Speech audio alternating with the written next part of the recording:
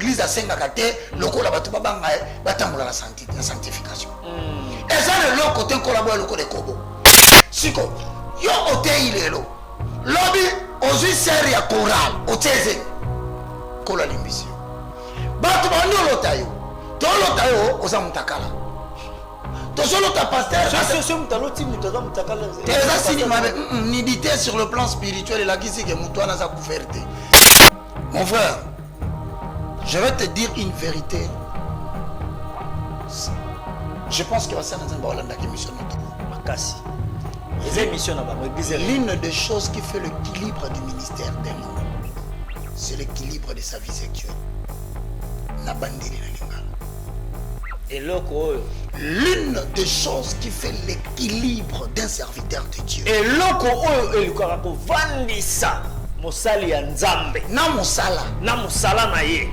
C'est l'équilibre conjugal. 1 Corinthiens chapitre 7. Le verset 2, Tosuki, na verset 5. 1 Corinthiens chapitre 7, verset 2 à 5. Ok.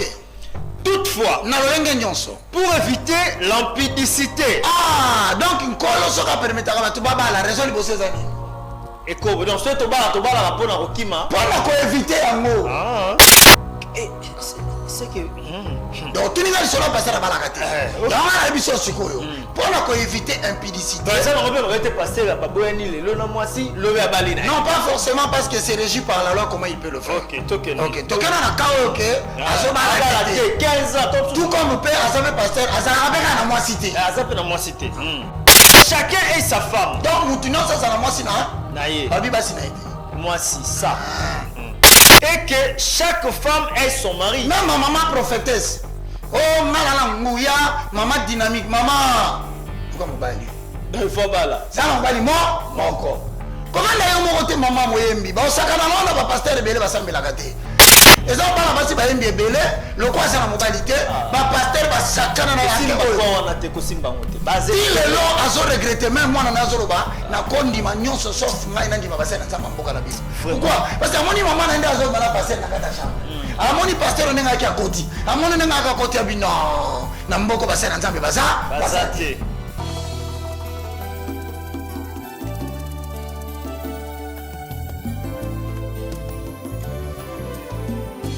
Éternel, je lève à toi mon âme. Mon Dieu, en toi je me confie. Que je ne sois pas couvert de honte. Que mes ennemis ne se réjouissent pas à mon sujet. Alléluia.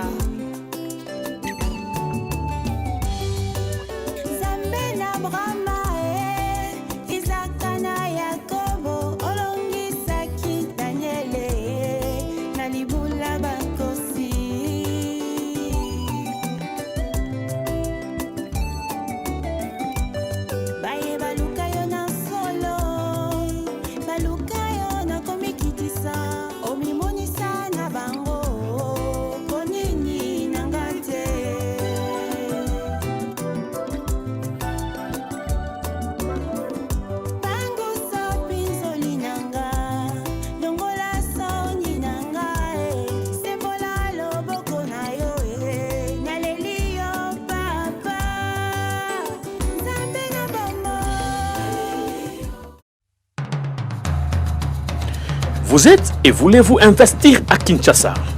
Voulez-vous réjouir de vos business? L'opportunité à ne pas rater. Toronto City VIP à Maluku. Un des meilleurs endroits pour résider ou implanter votre business. À quelques minutes du fleuve Congo, le fleuve de nos ancêtres. Juste en face de la zone économique si spéciale qui est le quartier commercial et industriel de Maluku. Waouh! Non loin du centre de ville Maluku, un quartier en pleine expansion, à quelques mètres du Macadam. Toronto City vous propose un terrain de 20 mètres sur 20 avec des bornes cadastrales. Sur un site accessible, urbanisé, avec espace de jeu, espace vert, magasin, centre médical, marché, etc. Nous disposons de terrains de 20 mètres carrés à un prix abordable.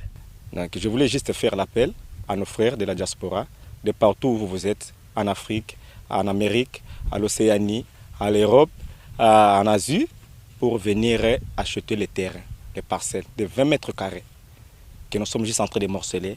Vous allez bien voir qu'il y a des bornes, il y a même les travaux qui sont juste en train d'effectuer. Donc le terrain est bel et bien assuré. Il y a l'eau non loin de nous. Vous allez voir, derrière moi, c'est la régie des eaux. De l'autre côté, c'est le société Vodacom. De Vodacom. Et devant moi, c'est juste World Vision. Là où Vision Mondiale sont juste en train aussi à un projet de construire les maisons pour ces travailleurs. Donc voilà, nous sommes ici à Maluku. C'est déjà un endroit habitable. Les quartiers, comme vous allez voir de l'autre côté, c'est déjà habitable. Il y a déjà les gens et c'est non loin parmi les autres cités que vous connaissez déjà. Donc je suis très fier de vous présenter ces produits qui n'est rien d'autre que, oui, nous achetons les voitures, nous achetons tout ce que nous pouvons avoir. Mais avoir une parcelle, c'est vraiment une très bonne chose. Pour tout contact, contactez Willy Mafuta au +1 90 57 30 15 40. Toronto City, waouh, les 4 qui nous réservent l'avenir de demain. Vive le Congo, vive Kinshasa. Azali solo pe bon mon côté ayaki pa na ye pe azongi lolenge ayaki mbote na bino bande ko balandi ya émission et église et réalité émission auto ka kosombi kina makanisi pe ko tefela engebene na makomi esantu koyeba nini miyemilekaka na ba ecclesia na biso mituna miike na binonde ezibozwaka biyano na émission et merci na DG Peter Tiani, merci na Belgodor Mutombo na Réveil Coupa Sima ya caméra, merci également na DTFI à Lungela au Wapazan na Bevitre na bandeko pense pour subiso sikoyo au joyeux anniversaire na molani monene ya émission église et réalité Josiane Makasi depuis quelque part dans Pambola sous ya Kauma na Côte d'Ivoire ainsi que maître Jason Kintiba Ikuku le grand fiscaliste Zambe a Pambola binonyoso omokolo mwalelo toye na émission oyo ndenge boyebi tosombiki na kamakanisi na ba sujet miike kasi lelo tozongi na sujet o tolobela ki mikobileki parce que bato batikala ki penza na posa ya koyeba suite et fin na yango lelo toye kolobela bongo les pardons et la restauration nazali bongo ngai mo côté to kolobela yango na évangéliste Roger Baka le moindre de tous soit azali mokambi ya Etandoike et RB Télévision pe azali recteur pe mokambi ya université la foi chrétienne ozembongo na commune ya Bandalungwa na terrain wana balenga Luputa na terrain Luputa côté balambaka batumbaka banini babenga oni bangulu so okekuno kilo banzambe ozongi olei ngulu e ko sa malamu mingi nzamba pambola yo évangéliste Roger Baka ko mbela biso shalom. Merci beaucoup Shalom Ndeko Famba. Que Dieu te bénisse, John. Merci à vous tous qui nous suivez à partir de la maison. Que la grâce de l'Éternel soit avec vous. Voici encore une nouvelle émission. Je crois que ça serait peut-être la suite et la fin. Il y a des cognos sur Bagloba qui va s'épeler qui n'a les mondes des esprits sur la bénédiction autour qui avant Zambé à Pambola. Il faut à Longola les abyssales. Voilà. Alors aujourd'hui nous allons continuer parce que je Fambani a insisté sur le pardon et sur ce qui concerne la restauration. D'abord, on appelle sur merci Famba. Mais la chose, c'est que Bele Bolanda Bisso. Dans Matthieu chapitre 22, le verset 29. Bible Zoloba, vous êtes dans l'erreur parce que vous ne comprenez ni les Écritures ni la puissance de Dieu. Voilà la réponse Jésus a Pesibato. Alors, na bon na lingala. Boza ko kakema na bongo inabino pe boza ko sala ba buzo bebele. Pour être beau que ce soit la tenue ni ma commune ni pesa ngoya na Nzambe. Na lingi à travers ces petits moments, to gagner temps au maximiser pour découvrir que dans la vie, ceux qui aussi au couille, ceux qui aussi opèrent leur aux acquis, ceux qui aussi opèrent dignité ya musala na Nzambe. Ceux qui osaki osala côté ya omonike église e Kangama. Otigala lelo pamba église ezate, ceux comme on osaki na libala. Au moment que Nzambe a tomboli yo, libale mati, à un moment donné, libala ngwe panzani. Ozo se retrouver le lot en anda côté, ozo se retrouver le lot. Oza pesos na respect à mon tout mon côté. C'est que tu as perdu la valeur parmi les hommes. Et quand tu as la paix femme, bateau va s'arrêter dans entreprise. Azaki na fonction mon côté très élevé, il bénéficiait d'un grand salaire. Alors lobby a quoi? A comme Kolukasko a télé mazonga. nabeti lisolo su pona banane pona batu nyonso oyo bazaki na vie moko aisée à un moment donné ba se rendre compte que vie ba comme komene et kokali na vie bazaki nango liboso te moko ya ba makambo oyo esalaka ke bato baluka nzambe eza pe mutu azaki na santé ya malamu aza kotambola bien aza kosala makambo malamu mais komi na ngonga moko nzoto komi kobelabela nzoto komi maladi nzoto komi lelo lobi obiki lobi hôpital lobi docteur aloba boye yango te bakendoloka maladi ezomonana te nalingi tofanda na bandeko tosolola mpona expliquer bango qu'est-ce qu'on appelle le pardon, qu'est-ce qu'on appelle la restauration. Et là biloko mibale différent. OK. Pardon ezali nzambe alongola bilamba esali to lataki. Parce que aucun homme n'est juste devant l'Éternel. Obi Job tanga olela, azolela, baninga ne ba ebise Job. Donc yo mimoni siko ke non yo no ngozana osala ka mabete. Et ça qui peut parmi mais tout on peut savoir la différence entre enlever l'habit de l'iniquité et porter les habits de fête. Voilà, et les habits de fête. Toké na mukande à Zacharie. Tant que me suis à la maison, cette référence va te donner la différence entre le pardon de péché et la restauration de l'homme. Dans Zacharie chapitre 3, na lingi autant à verset 1-2. Pour expliquer afin que toi qui n'est pas là, on a 4 explications. Merci beaucoup les Béréens. Dans l'Iké Bosimbi pe Bible na bino longo nangai totanga elongo. Zacharie chapitre 3 verset 1 à 2. Il me fit voir Josué. Yoka. Et là qu'on s'entanga pour la pas comprendre. Israël a outil qu'on a puni par Dieu parce que est en exil. Or Bible or exil et la kisinini. Kolo alobaki que on a promesse à Israël, nul ne tiendra devant toi tant que tu vivras. Moutako telema liboso na yo tant que ça na bomoyi azati. Mais ba menasa Israël akima akenda ko batama na exil. Siko mikolo le ki tellement ebele, kolo alinga zongela siko Jérusalem. Vous comprendre contexte et référence. Alinga zongisa Jérusalem na ba droit na ye. Alinga zongisa Jérusalem na gloire na ye alinga zonga Jérusalem na considération ça qui na ngoliboso mais yambo zonga sa batu na mboka wana abengisi na no babenga ka sacrificateur Josué na procès pour la kisainde mambo salema na ndenge bakozala po bazonga malamu yango sko azobake kola zola kisa Zacharie yoka solo kala kisa il me fit voir Josué ala kisinga Yoshua le souverain sacrificateur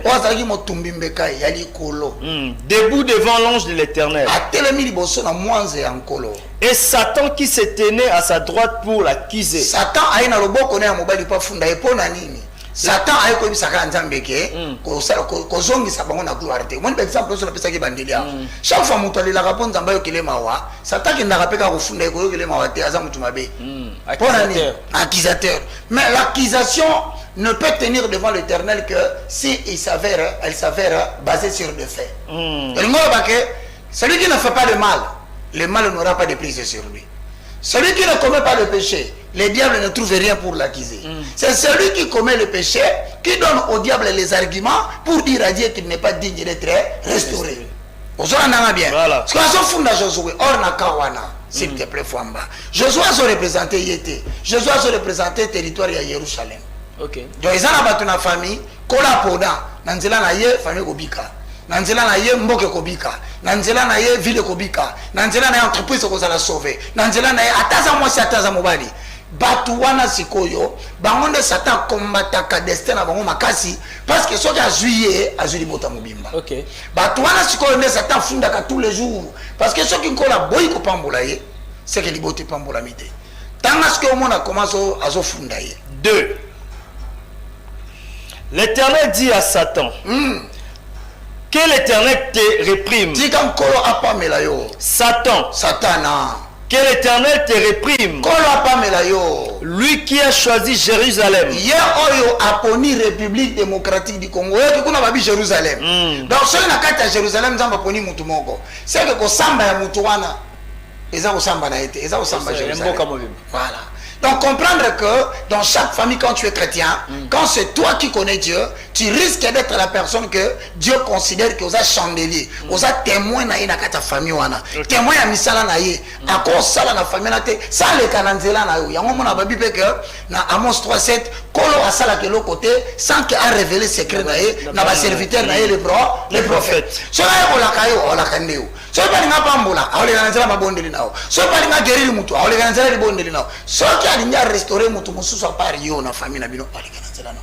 Ok. Si on a kaoyo, azo sa Satan, Satan encore pas mela yo, kola boni Jérusalem. Donc c'est pour dire Dieu peut choisir RDC en Afrique.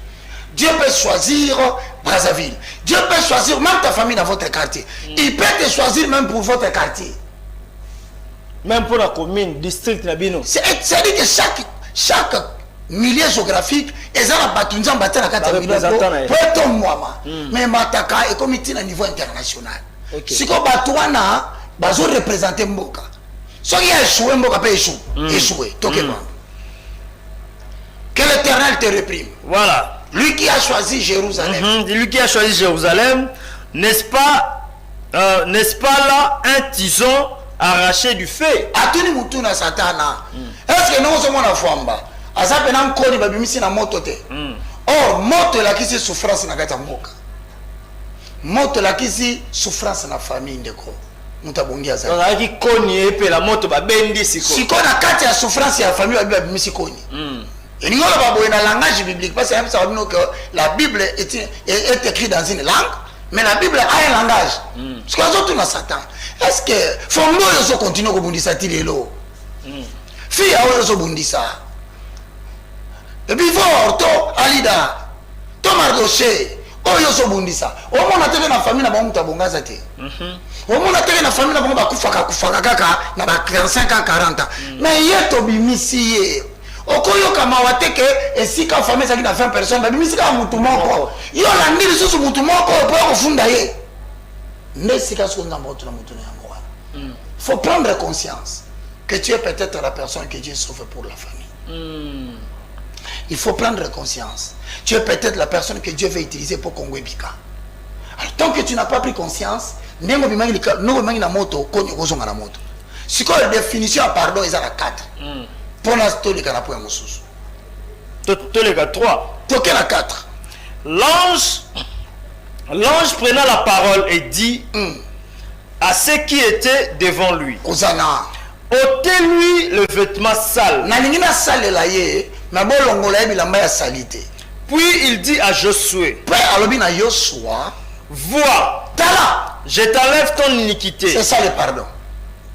Donc il faut pas longola iniquité. C'est-à-dire muto akwei, muto asumuki, muto lela so la kekola tikiye. Onzamba so pambola batonga so pambola ngate, na so lela na so monelo kote, na travers na monelo kote. Landa malamu seka la teke lamba ya salité. Okomona so musala malamu na kati ya compagnie ya communication. Nzambe na pambola ki, akoma na compagnie ya communication franc-maçonnerie ou Rose Croix ou Maïkari ou era ndo sala na Maïkari wana abosani ke iloko pamboli ute panza Nzambe. Kolo siko kuta na situation bongo sala te. na ko expliquer siko ndenge nini komona ndeni mtalata ila mbasalité. Pour so nzamba pamboli o banoko tabanzela désordre a retirer la bano sala. OK. Faut dire aux gens la bénédiction de l'Éternel n'est pas éternelle. Et Dieu bénit en vague. Ça dit que si on nzambe apambola yo so alingi a protéger yo akope so faka bénédiction liboso. Ata la conduite na yo. So tamoni mabe a ko changer. Parce que Dieu ne change pas. Vous comprendre en quoi il ne change pas et vous comprenez en quoi il change. Dieu ne change pas. Dieu ne change pas. Yo koto a changé mala lobi na yo ke eza biloko ya olobaka na sens ke a changaka te. Eza pe na biloko mosusu olobaki a changaka. C'est-à-dire si on changaka ndeni il se répand. Apambola ki yo otamboli bien te. Je vais prouver ça par la Bible. On dit ça dans sa Bible ne peut tozo lo bana ba mona ra c'est littéraire. Tozo ya tala mutu lokola mutapambo njamba pambolo comme journaliste monene. Lobi ba mona yo kuna ndako nganga wo. OK, zwa pe. Kola ndaka commission mo continue monde à média tant sous ministre a stopper. A stopper a bandelo mususu pour faire stopper ali rezo kende. Les annonces seulement comme nzoto osanga pelola. Kola pression musala malamu. Yo commission ozimbo on a fin du mois, yo on a la direction à venir à justice. Ba 19h 20h ba tu no kuno so ndo kosala ni. Osanga so tambolo muke. Yaya. Via kobo oyo bandi oyo. Kola continue pambola yo, pas pambola kobo. Ah, stopper. Ola tibila maya sa. Ya salité. Yo, obali mwasi. Kola pamboli bino apesi no mituka mibale. Apesi ndako mibale. Lelo okomi kolingo tromper mwasi nawo. Asali yo eloko te. Mwasi na ndako azo mutuka te, mais opesi mwasi libana. Kuna na balabala okomi na mabitu kopesi déjà mibale. Balo bana yo balo bate Dieu m'a béni. Oko faire souffrir mwasi na ona bana boko bandela zéro. Olati bilamba sa. Ya salité. Yo nzamba yo mona wa mo pao. Kola pamboli yo. Okomi motei munene na Congo. Baebi yo partout na Kinshasa wa bandali to lobate. Même il mettait baebi yo kokoma na mongo ebele. Mais ba vérifier bien na likolo kuna Satan so funda yo. Habita mto yo pambola. Musala na bimaraga na bana basi chaque jour à 21. Il y a 21, faut me bana basi ba vierge. Aussi au que tu étais placé. Kola ko bamba yo na mabele. Pola kisayo ko lati bilamba ya sa. Ya salité. Siko soki komi na kake mutasa kwei. Ndo mona ka ba musu kwei abani ko bela makasi. Bolu ko maladi so mona na te. Azo bela makasi. Santé so sila. Vérifie. Souci mcheza nini? Yo nzamba pamboli yo. Okomi PD.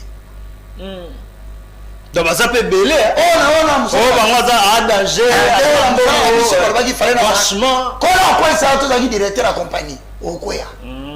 On se moque pas de Dieu. C'est qu'un homme aura semé, il le moissonnera. Mais lorsque Dieu, au bandolo que l'onginae, pour trouver la pardon, au bandolo que l'onginae, au kutana na musana nzambe moko azola action de l'anzambe. Au kutana musana nzambe ndo côté vérité parce que eza la cérémonie mon côté et arrêta kakanda nzambe exacte na mbili. Cérémonie mon côté na bandeli. Eza la cérémonie mon côté pasteur ko salila yo. Oye kanga kanda ya nzambe zolanda yo à part on se repentir. C'est là olobi shit nzamba beta shit.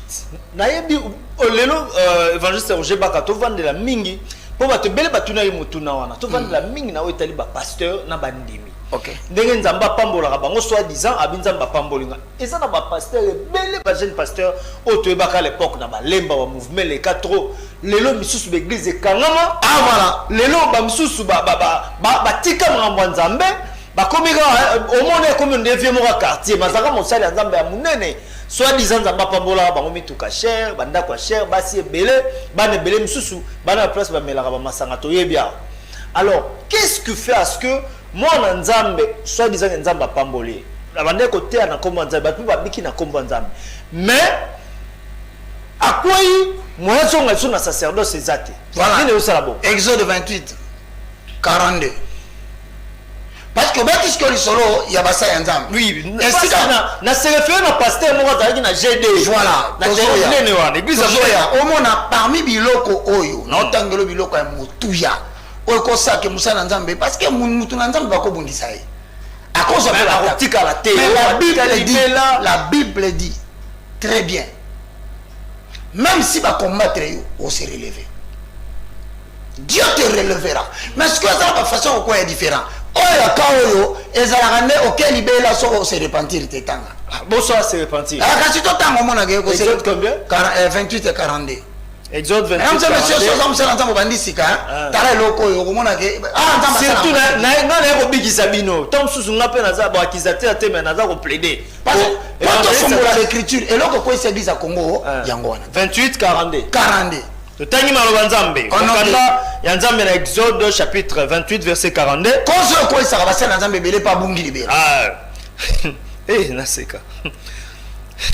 Fais-le de bon libisa bande quoi. Pour personne de seguisikai. Fais-leur des caleçons de lin. Ça y a ba ba putula ya lin. Pour couvrir leur nudité. Bon mam takala na bango. Ils auront depuis les reins jusqu'aux cuisses. Caleçon zo sala na basali na nzambe ezala en lin. E ba na mutolo esuka tala cuisse. Donc ça mudinda kaputula. Musala nzambe babenga ka mutolo ta caleçon kaputula ya mudinda ya lin. Oh ba apostole balata. El mara ksanini e bomba nini? Et bon Butakala. Et bon Butakala. Butakala faut que le bango bien. Un homme de Dieu c'est quelqu'un qui d'abord a une vie de sanctification. Et tiens tes fonds ma papa. Tes appels tirés tité. eza ala bon on eza kala na papa mudinde bandi awa na nina mutolo mudinda raske la kisini et la kisi te que balati so kaleson mudinda et la kisi que ezo protéger tanga bien versé balobi pour que cela protège leur nudité. Un homme de Dieu, la première des choses avant tellement de la Bible dit ce que Dieu veut pour couvrir leur nudité. Ils auront depuis le rein jusqu'au cuisse. Continuez. 43. Aaron et ses fils les porteront. Aaron est un souverain sacré. Sacrificateur. Sacrificateur. Donc, on pasteur, chante. Tout celui qui est au service, modérateur, officier, on a été dans un protocole, aux des services. Protocole B. Aux des services. Sécurité. Bisogno sotto la carte de service. Tout ça, bandimia pas. Bandimino, tika banguna. Balobi, Aaron symbolise les grands sacrificateurs, les enfants d'Aaron. Si toi, Yonzam, besoin de l'eau qu'on église à Sengakate, l'eau la batuba bangae, batamula la sanctification. Et ça, le l'eau côté collabore le côté kobo. Siko, yo ote il est l'eau. Lobby, aux yeux serrés à choral, au teze. Kola limbisio. Batuba, on l'otayo. Ton l'otayo, aux amutakala.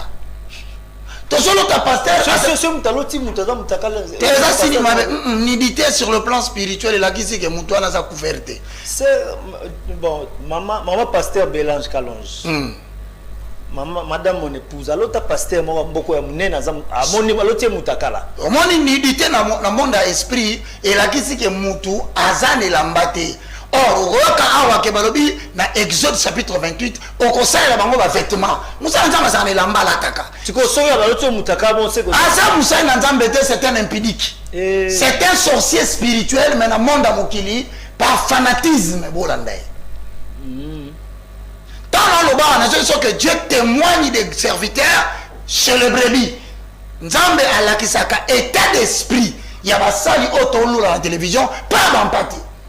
Na kawana azala kaputula te kaputula za les causes les toboki kaputula les causes la ezu ba salte tout comme mususu et c'est panzana ka partie moko donc animati kala ndengona na vie na ye parce que tu peux tomber dans le péché mais le problème ne demeure pas parce que la chair est faible on le reconnaît de par la nature de la poussière mais quand quelqu'un a commis les lots Abimina Sero balobi lereki semaine prochaine Abimina Moussous et bandi obeta masoro na quatre église Dieu n'aime pas l'impudicité mais évangéliste Roger Baka le col aussi maman il y a impudicité où il y a ba pasteur to ni atano to marteler mon bouquet un homme de Dieu bon na habité bon ça mutuna na otuna un homme de Dieu azaki marié a divorcé na moi sinae lelo ba oki na taba 15 ans il y a divorce pasteur azaka motei bandimpe bazé belé na église et abalité atikali ko bala lisusu te tilelo siko ye okaka ndenge baninga ndenge za posa kolia posa komela moko kende pe ko sokola nzoto ye posa wana ya mameza la raté pendant 15 ans. Mon frère, je vais te dire une vérité. Je pense que ça dans un Bolanda qui mission notre makasi. Les émissions dans l'église. L'une des choses qui fait l'équilibre du ministère d'un homme, c'est l'équilibre de sa vie sexuelle. Et l'une des choses qui fait l'équilibre d'un serviteur de Dieu. Et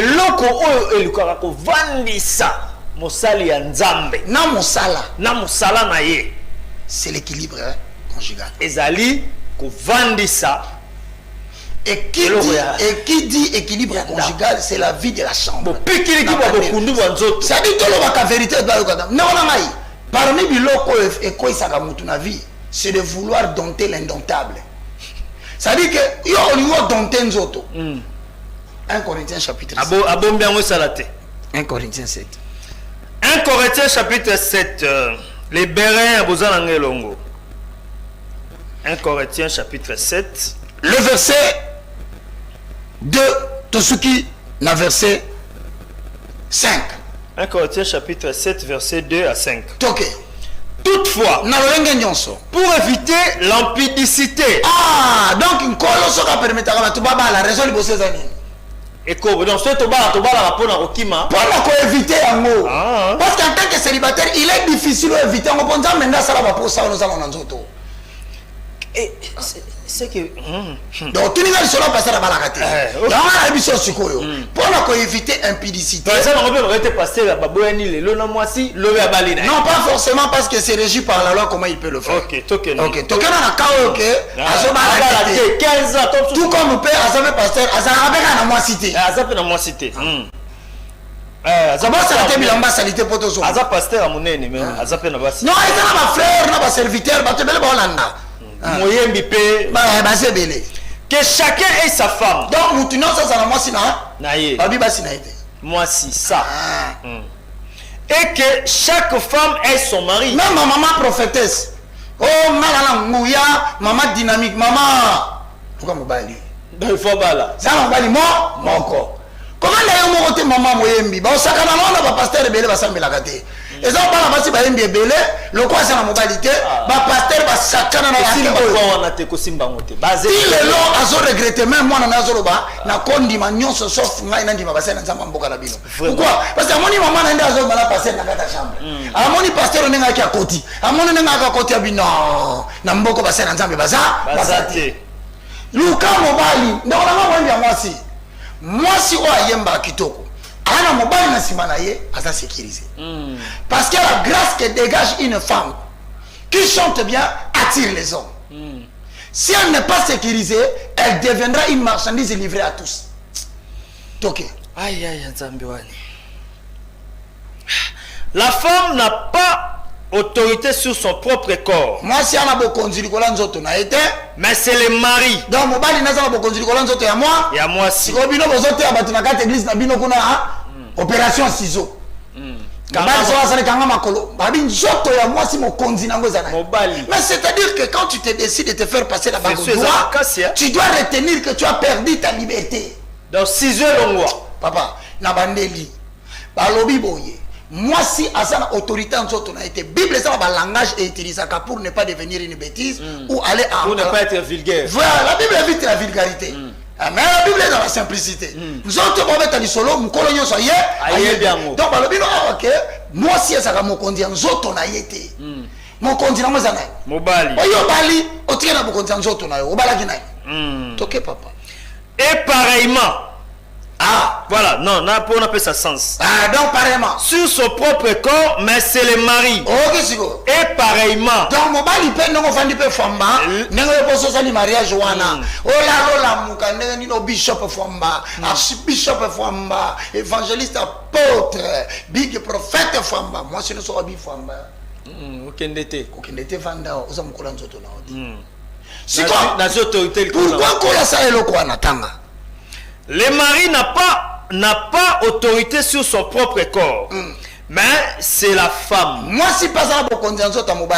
Seulement que pour les femmes, ça ne vice versa. Vice versa. Seulement que pour la femme, c'est un peu difficile. Pourquoi? Parce que la femme n'a pas la capacité d'exprimer les besoins sentimentaux vis-à-vis de son mari. C'est aussi un problème culturel. Parce que si je ne suis pas Kazisaka, non, chérie, j'ai besoin de toi. À mon faible, à mon des autres.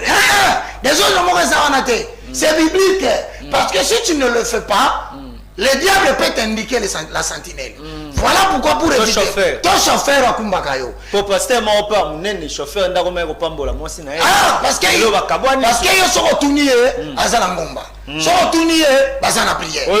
Nzoto, comment est-ce que tant que Balaki pour me mener à Lola? Si c'était une affaire de Lola, fallait que Jésus il avait prévu déjà qu'on compte à Lola. Donc c'est pour dire que tous à la mesure que la vérité va coupler à la restaurer. Voilà. Ne vous privez point l'un de l'autre. Bomi pi melanzoto te. Aïe. Si ce n'est qu'un commun d'accord, un temps. Avant bomi pi melanzoto famba boyo kana dire. N'a que prière à moi non chérie, moi je ne serai pas pendant un mois. N'a que prière non. Petit kanga morote mampuya. Oh non nga mikolo na dessiné dollar na ngana se na sala wa prière un mois. Maman okolala na sete pardon batia que évangile ma bé ba passer batia que basa batumo ba no kanela libala na yo ba be que no solala na se suka olala ka l'église et tant olala ka l'église suka ba ko proposer le diable est terra kayoka suite mon cher enfin de vaguer à la prière siko ezali loko mo kaka boko se privé mais il faut maman et puis il faut maintenant faire cette explication c'est quand même. Vous savez quand vous allez à la prière sans l'autorisation de votre mari vous péchez. Nande. Balobi d'un commun accord. Boyoka so mbala boy ko bato akomi mtabakisi. Oh non mbala ngaza franc-maçon, asa magicien. Maman, ozo désobéir Nzambe. Pasteur wana kosa yote. Ayebi verso na olobawa. Mais atanga ngote. Aolobelo te. Moi si yako kende prière te, il y a 2 semaines, 3 semaines sans avertir mobali nae. Ou bien que bon dans l'église, maman na za maman 200 jours. C'est aussi mbaté. Faut mobali ndima. Personne qui a boyi, c'est ça la question qu'on fait poser. Ceux qui sont à boyi, ça nini. Mais maman, en respectant ton mari, tu respectes Dieu. Ton ça y est, ça me rend. Il a besoin de toi. Fais ce que la Bible dit. En faisant cela, vous honorez Dieu. Pardon. Puis retournez ensemble et peur que Satan ne vous tente par votre incontinence. Maman, on se coquille déjà 2 semaines. Parce que Satan a dit que papa déjà, on peut à côté dans notre avant de raisonner à la table la main ça, il y a ça idée. Tozaraki dans 1 Corinthiens chapitre 7 verset 1 à 5. Siko yangwana lobi boye bozonga noki 5 lobi retournez vite. Retournez vite. vite. De peur que le diable ne vous tente en raison de votre incontinence. Et non oui famba. Nanga miso na loba notala boyo po bali. Voilà. Satan ebi ko zala bolemba mwasi so sali 5 jours 6e jour ko aposa mwasi na. Siko a rotina mwasi allez à déborder 7 jours. Tant yoko mina posa wana déjà mwana musala bande sur la bilamba. Arrête ton main na robinet. Quand la maman a sorti la main na robinet pas gumba maso à cantine, ndé la maman yo so bima. Deuxième regard. Tali bo éviter maman la bana mususu ye pichu mwanza. Deuxième regard. Non la papa arabi en langue na katanda comme prière izate. Il est au ça. Voilà, au nom de Jésus. Parce que loin de moi. Oko benga na sentiment na nzoto te sentiment ba benga na kayete, sentiment ba vandi sakaye par la prière et ba satisfakaye par la femme ou par l'homme. Point. Ce que pasteur ou à modèle ou salanine. Bandimba Hollanda. Non, il peut pas. Comment il dirige les gens? C'est Bandimba de mon église. Tout nous sort comme une incontinence à Sarani. Alors comme apôtre Paul, il n'y a qu'un seul homme sur la terre, Nabi homme, c'est Paul. Parce que c'était un don du Seigneur. Ou soit tu es pasteur ou non bala, tu as pédé. Moi il faut bala. C'est que tu as pédé. Ah, bala tende non, tu n'as pas la tende. Si bakaboni 5 ans, 15 ans, pour reptile le bazana mbongo forcément qui ont continué na vie wana soit aux alliés un masturbateur. OK. Obi se peli saranzoto.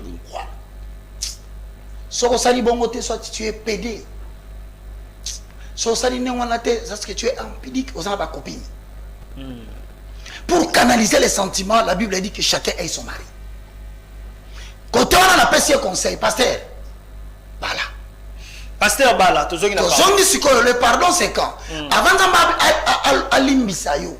bien, bien famba, il faut habiller voir, je t'enlève les habits sales. C'est ça le pardon. Le pardon consiste à ce que Zamba Longolio et l'autre banako pese kanda yate. Ce qu'on a l'ongol mazong chioté. Non, et comme est-ce qu'il y a un problème? Tous un autre exemple. Il y en a tout vendu des exemples dans ce pays. Chez les hommes, ta perfecte comme Makasi ERB comme Makasi. Il y a un journaliste, moi, c'est à la cave. Au commissaire, on a ce Obimiawa, tu constates que na escalator, bino mara, bino balé batassou. C'est la mort. Qu'est-ce qui ne va pas entre vous là? Bon, perfect na malélé. On quoi ça ERB? Oh non, papa, bino mono cancer ma bé. Le corps bataki au directeur, ben ko bimana bana basi. O ko na ka mu mususu Peter Tenel la muki, place décision de outité au lo. Longwe. Mise en pied. Ah. C'est comme ça que Dieu agit. Si yo, tant que vous là, on colo, limbisanga zongisanga na musala bi. Avant la zongisanga na musala, il faut se repentir devant moi. Quand tu te repens, c'est alors que l'Éternel enlève les habits sales. Donc dans la vie d'un homme, pour être pardonné, le péché doit être ôté. Et pour que le péché soit ôté, l'homme doit se repentir devant le Seigneur. Je l'ai dit, sinon, mais riche en beauté là en colère, c'est-à-dire bonté, quand on dit que l'Éternel est riche en bonté, lent à la colère, c'est-à-dire que si tu as sali ma bé, pas passer sanction à l'Iwa, car le salaire du péché c'est la mort. C'est la mort. On l'a dommagé. Mais il use de patience. Et même à Théo parce que tu es dans le mal, tu es dans le péché. La douleur que tu ressens aujourd'hui, ce n'est pas Dieu qui t'a abandonné, c'est ton propre péché. Et les bontés de Dieu fait que, à pécher sous ses missions à Famba, on va lever le pardon et la restauration. Pourquoi yoka? Enfin, on s'en a pardon. Pour yona boyo? Boyoka na. Sikoyo.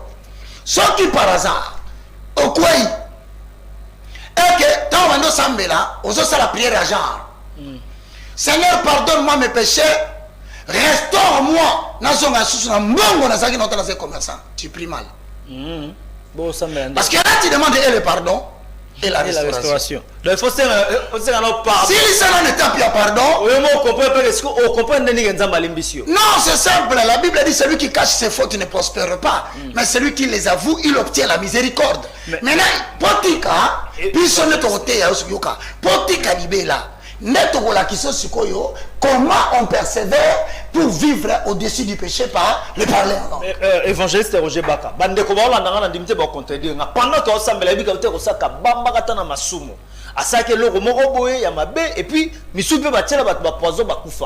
alors pendant que Osambela, Osenganzambe pardon.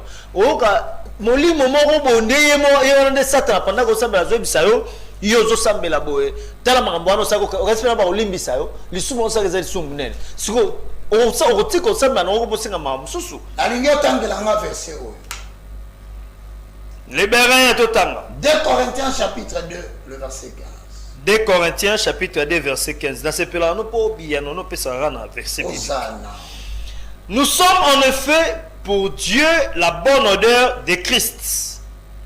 Continue. On a ça qu'on a interprété. Non, 2 Corinthiens chapitre 2 verset 15. 2 Corinthiens chapitre 2 verset 15. Nous sommes en effet pour Dieu la bonne odeur de Christ. Parmi ceux qui sont sauvés et parmi ceux qui périssent. Nakita? Aux uns, une odeur de mort, donnant la mort. Aux autres, une odeur de vie, donnant la vie. Et qui est suffisant pour ces choses. Maintenant, combien d'odeurs? Odeurs à mi-balé. 3, non, tu as 2 odeurs. Odeur, il y a mort, il y a koufa, il y a mi-balé, il y a vie. Ok. Qui est suffisant pour ces choses. Voilà. Hébreu chapitre 9, le verset 22.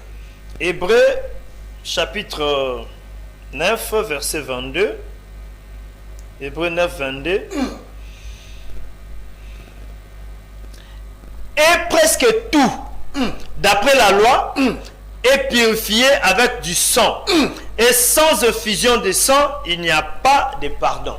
Il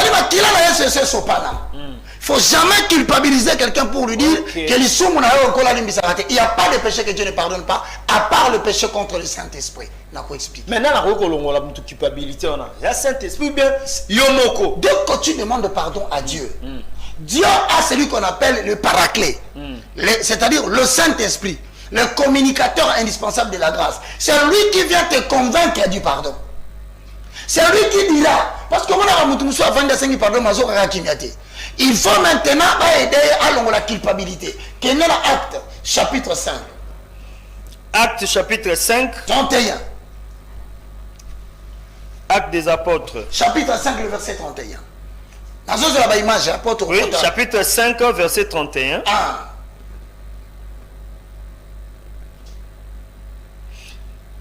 Dieu l'a élevé par sa droite comme prince et sauveur.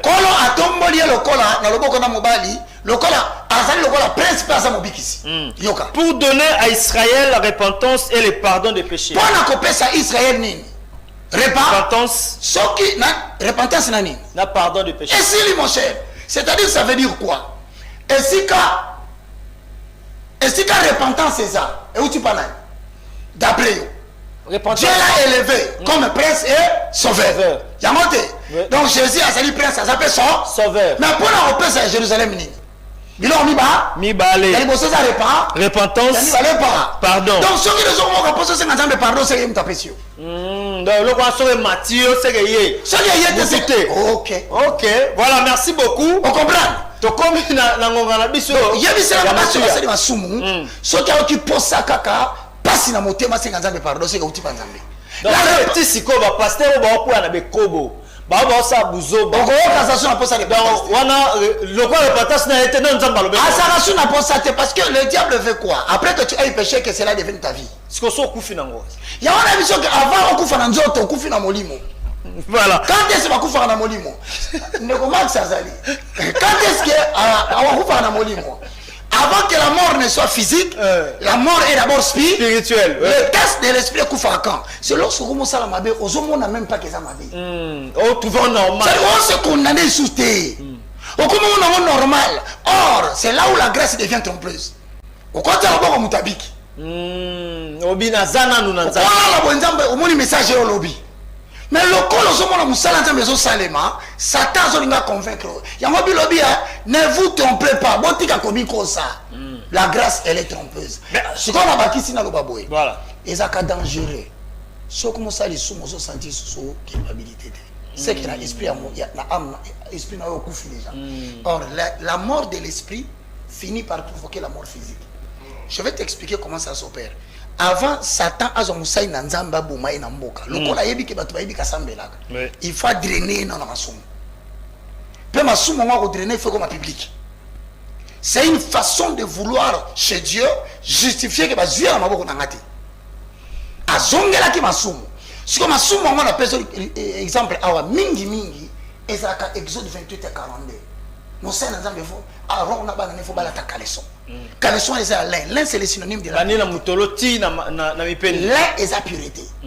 C'est-à-dire que les organes sexuels des serviteurs de Dieu ou d'une femme, ça doit être gardé pur. Lorsque caleçon est longué, il sera puni de mort. Parce qu'il entrera un jour dans le lieu de sacrifice sans caleçon. Il y a un moment qui est indignement dans les laissants. C'est ainsi que comme on a monté à quoi il a cher. Il n'y a pas autre chose qui paye cash. Voilà. Chez quelqu'un, mais ça, on peut faire l'ensemble. Alors, même non, c'est l'ensemble. Mais pour ça, on va preuve tangible. Ça va monter comme un magicien. Ok. Parce que la magie réclame la consommation des filles vierges. La magie réclame les filles avant de prêcher. La magie réclame à consommer. Mais là où le péché abonde, la grâce sera bonne. Dans là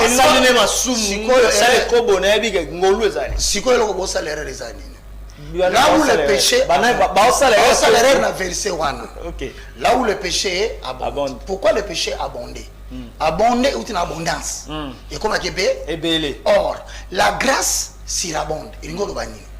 Dans l'Ancien Testament, les sacrifices d'un animal ne pouvaient pas ôter le péché, mais cela couvrait une multitude de péchés. Sauf une phrase, cela couvrait l'abondance de péché. C'est-à-dire quoi? Masumu est abondant qui dans l'Ancien Testament parce que le sang d'un animal ne pouvait pas ôter le péché. Il fallait le sang de celui qui amène la grâce. Il y a un mot sur grâce et mati du colon momba masumu longo masumu nyo. Et la kisite que akwe ya kalelo, akwe ya continue ngo kaka. Mais là on m'a malili. Le pardon et la restauration. Restauration, c'est le restauration. Restauration, comme on dit. Les habits de fête. Oui, toza illustre dans l'image on va dire parfait bino moko pasteur bon habité sur auto à pied ndeko matimenga ba image ko komela biso akoza ya biso tozongi na be vite bo pesa biso yango et tozonga pour la continuité pasteur azomela bière azomela sa bandimi bière ce n'est pas possible net pasteur ya boye botika la biso songa net pasteur ya boye ndeko Roger Baka azomela sa bandeko mixer est-ce que pasteur a boye soka sangi pardon nzamba okai azosangi la bango pardon par la bière bière oui lekisa ba lekisa ba image ezali azole sabango misu ba boudin comment dit pourquoi faut pas servir l'église voilà tala kuna bazome c'est savana boudin on est à saucisse saucisse yemoko amela mtu rouge ala dit saucisse yemoko siko ala saucisse mais ala tiango tala niveau comme après on laisse ngo bandimi yo wana moni aller après on laisse bandimi omani bato za ko kanela bandimi banda mu mwana ngaso na kodi ye wana zome sa papa soki Guinness soki ni voilà. Et on a la délivrance. La délivrance. Voilà. Merci pour cette chose qu'on image. Il y a pasteur on a la tiliputa de délivrer nous dit.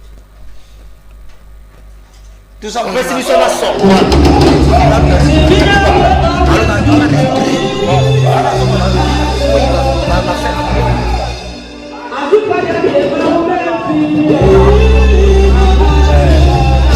voyez ce qui se passe.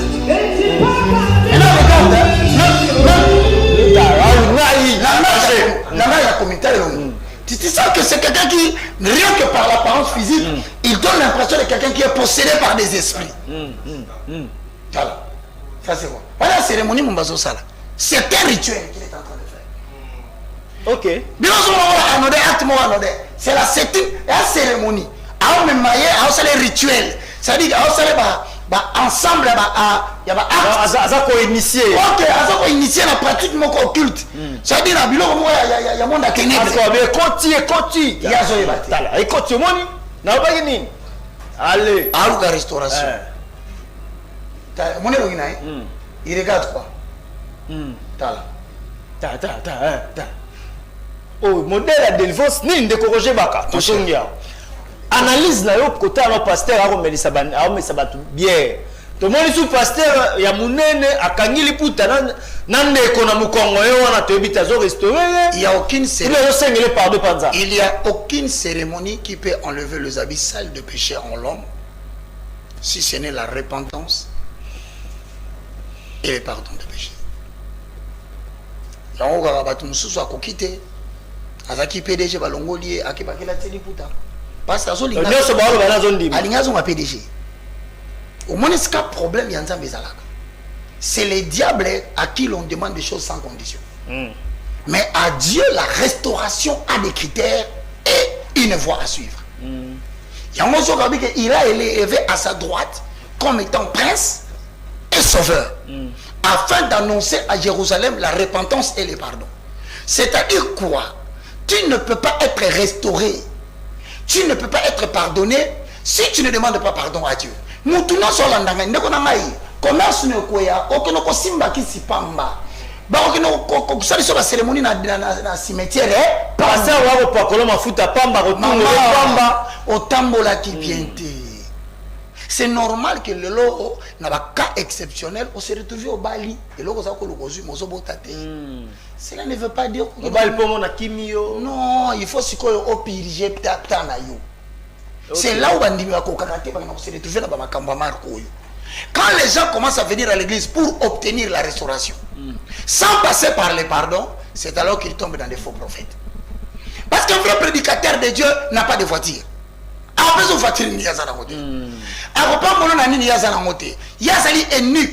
Il a pour mandat de t'annoncer le goût du roi pour que le roi se pèle à yo. Il y a moi on a pratiqué au Tolo Baboé. Quand la Joshua, vois, je t'enlève quoi? Ton iniquité. Si on est sabatou, quand la cause à la projet malam, à sa bolam. Jérémie chapitre 18, le verset 1. Tu vois que dans quelques 5 minutes, c'est important aussi. Jérémie chapitre 18, le verset 1. 2, 3, Jérémie chapitre 18, le Bérin, tout en ok. Chapitre 18, verset 1. La parole qui fut adressée à Jérémie de la part de l'Éternel. En ces mots, lève-toi et descends dans la maison du potier. Là, je te ferai entendre mes paroles. Je descendis dans la maison du potier. Et voici, il travaillait sur un tour.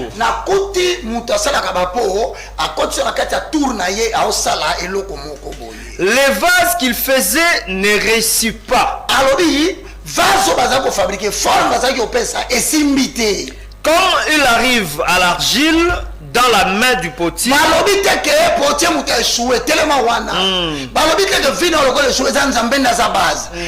comme il arrive à l'argile entre les mains du potier, c'est-à-dire que l'homme choisit argile, mais potier ça la tourne bien. Argile n'est choisi na maboko ya po, ezalaka toujours ekomaka biso nyonso na maboko nzambe to sala buzoba, to sala erreur, to gafé, par conséquent to rater le kalinga sala. Mais on peut zonga pour récupérer. Pour zonga kene na verset 3. Toujours que na suka mon cher. verset 3. Nazon à verset 3. Na verset 3 mbala moko. Ah, tous dans Jérémie chapitre 18 verset 1, on attend déjà 3 na 4. Combien dans 3? Toqué. J'ai descendu dans la main du potier et voici il travaillait sur un tour. Dieu peut préparer demain que tu sois président. Il peut préparer que Max Mbenga a comme président AMC. Bon, je ne sais pas si ça va passer. Les exemples.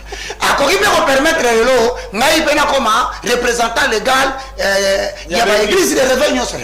Église de réveil. D'abord, si quoi à quoi bon bisa di kamwana mais si ko telo aso babi mingi na sala projet mona ina sala mais mutu na simba na maboko na ngai ndai shwaka omoni ke nzamba ishwaka te biso ni lokola ba arjito ishwaka si ko tala suite na ngwezani na 4 les vases qu'il faisait ne réussit pas et l'autre il a ko sala simbité car il arrive à l'argile dans la main du potier. OK. Il en refit un autre vase. Il a refait un autre vase. Comme pour dire tel qu'il trouva bon de le faire. Est-ce que vous trouvé bon? Papa, qu'est-ce qu'on a fait? Au coquille, qu'on a la directeur des entreprises. Aux émissions, on a petit dans l'ongolio. Place où on semble à l'église, ils ont la bandale, ils ont la limité. Première étude à 17e, côté industriel. Et ils ont la partout au côté. Faut pas y ça le logo mogo. Na 18e, peu m'soit abaké. Ah, yo, quoi, pasteur, moi, hôtel et misoté. Mouton hôtel et mission Zambé. Peut-être hôtel et mission, à cause ça, selon qu'il trouve bon. À côté de mission, à son mission sentinelle. On dit moi. Mais quand c'est moi, là, c'est quoi le problème? Il a fait un autre tel qu'il trouve bon. Mais on a le ministre, le ministre. Il y a un ministre, un pasteur, moi, c'est la mboka. Mais l'homme a songi pasteur. Bah, miyembi kutu bazo quoi masali buzoba, l'homme kolo abibo wana inazongi sona limbisio. Dieu pardonne. Bako sabinote, Dieu pardonne tout le monde. Mais pour qu'il te remette dans les fonctions, c'est lui. Soko mizongi sukuna, mon cher, ozongi comme un talentier. Yomo mizongi si yé. Ozongi comme un homme. On a bisala salekoti. Nabandeli, ozongi comme un homme qui a un talent de santé. Ah, mais c'est serviteur de Dieu. Ok. Il en refit tel qu'il trouva bon. Si on est assis à l'ango, n'ango qu'un dembango tokata parce que la télévision c'est le temps. Zilangaï 6, 7, 8 to clôturer. Même verset. Pour tout ça, on va pardonner la restauration. Chapitre 7. Chapitre toujours Jérémie 18. 6. Jérémie chapitre 18. 6 à 7. Ok. Ne pousse pas argile envers vous comme ces potiers. Ça c'est Naïzambe. N'a qui ko sala la bino tenenge potier aso sala. Si on peut le lobby, faut pas potier ça nini. Potier c'est ko sala tout argile échoué. Donc potier ndenzambe. Tu comprends le langage maintenant? Argile nebino. Ato échouaki, ato koyaki, ato kakemaki. Naza capable na bandela. Kobanga telo bako zamba ko kilanga mawati. Je peux agir comme ça. Koba. Voilà. Vous comme ces potiers, maison d'Israël, dit l'Éternel. Voici comme l'argile est dans la main du potier, ainsi vous êtes dans ma main. Maison d'Israël. Donc, bisonyo sonde to vana mukiliawa. Osumu ka tuza maboko ya nzambe. Siko soko sali masumu songa pa nani. Pa nzambe kaka. Toi ça eloko musunde ngalingi. Koba. Donc il faut zongela. Soudain je parle. Yo, siko na lobi. Sur une nation. Net RDC. Sur un royaume. Net Angleterre. D'arracher. Nabuka. D'abattre. Nabebisa. Et de détruire. Pena panza. Toke. Nakita. Mais si cette nation sur laquelle j'ai parlé droit de décision revient de sa méchanceté, c'est-à-dire à se répand, à se repentir, tu as tout le temps de dire à Dieu natiki nanga franc-maçonnerie. Tu as tout le temps de dire à Dieu Seigneur natiki nanga rose-croix. Natiki nanga vie ekobo baninga ba prophète dans le nanga masangana boy nanga natiki. Si tu n'as fiki na biso bazokanela okanela yo bazokanela max bazokanela ngai nako expliquer loko moko bazako ta pavillon wana boy omoni bamela wa bata omoni parole autorité c'est notre autorité On a en français l'autorité, oui, l'autorité morale. Autorité morale. On so sakani na FCC okutanana. Autorité morale. FCC so sakani okutanana. Autorité morale kasi. Kasi comment nani? Autorité morale na ba. Kabila. So sakani na union sacrée okutanana. Autorité morale. So sakani na biso okutanana. Nzambe. Autorité morale. Okutana autorité. Okutana autorité morale na biso. C'est autorité morale keba. Mutumishi wa Mungu. Abiso akoleli opanzani mais soko tuti esidi. Je me réponds du mal que j'avais pensé sur lui faire. Soki na ngana bomayo na bongoli motema na tiki na longoli mabeno sanaka na kanaki. Eza ba lota ki okufa okufati. Benga to sambela to la kisonzela ya nzambe. Kotika suka. Kotika la bomote. Mais eza le loko moko na lobi awa. Le pardon égale enlever les habits sales. Mais la restauration égale je t'ai fait porter des habits de fait. Quand Dieu te pardonne, tu dois démontrer que tu as regretté ce que tu as fait et persévérer dans son chemin. S'il trouve que tu as vraiment envie de le craindre, Nzambe biki sanga na sida, Nzambe biki sanga na hépatite, biki sanga na bazemi na longola kibumu salanga passe. Tant Nzamba tikiye ba mona lelo yewana zozo azongi kuna. Place azongi abandiri souvia kala. Soko za d'accord avec nous, olingo se repentir famba 30 secondes. Tout ça vas-y, ça me tata. Ina senga yo kaka au répéter prière frère. Famba ko répéter pour na ba vitesse no penanda. Est-ce qu'on peut le faire? Père céleste au nom de Jésus. Père céleste au nom de Jésus. Je te loue, je te glorifie. Je te loue, je te glorifie. Merci Seigneur Jésus. Merci Seigneur Jésus. Louange à toi Saint-Esprit. Louange à toi Saint-Esprit. Le communicateur de la grâce. Les communicateurs de la grâce. La Bible déclare. La Bible déclare. Celui qui cache ses fautes. Celui qui cache ses fautes. Ne prospère pas. Ne prospère pas. Mais celui qui les avoue.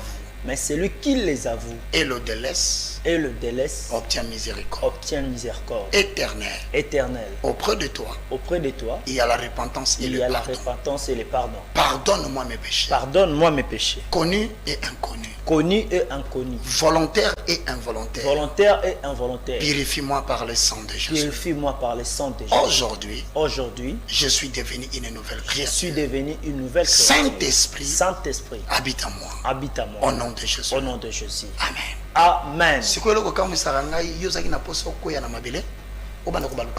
Numéro de téléphone.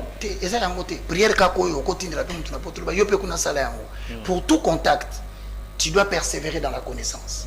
Ne t'arrête pas là.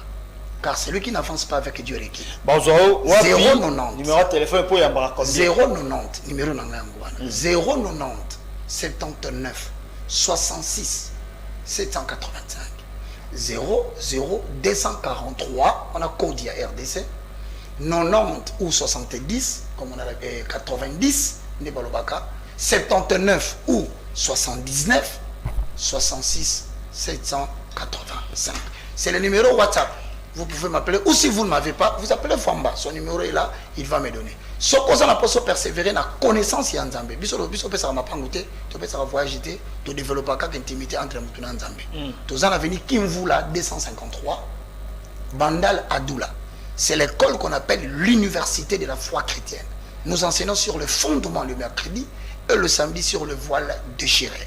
7h30 à 10h, mercredi et samedi. À Kinshasa, c'est l'adresse. À Brazzaville, nous sommes sur Talangaï, Rilampama, 58. Alors, pour la question de savoir s'il y a des conditions, non, c'est gratuit. Cours Rolandango gratuitement, inscription gratuite. Journée na journée. Mercredi na samedi. Dès tu lobby déjà. Lobby samedi na. 7h30, 10h. Ok. Merci beaucoup Famba, que Dieu te bénisse. Amen. Merci à vous tous qui nous avez suivis. Tozo ngapona habit de fête. Topesibino matondi konimambela na biso évangéliste Roger Baka. Merci beaucoup. Le docteur Famba. Merci. Na malobana na tocheli tono na émission Église et réalité mokolo lelo soki bo sepela na pesa merci na kolo Nzambe a permettre à ce que tokuta na bino mokolo lelo ce que le sumasi azengte tolike te tokuta mikolo mzai ko na même heure na numéro ya sikabotika malamu o mabota mabino. Shalom. Shalom.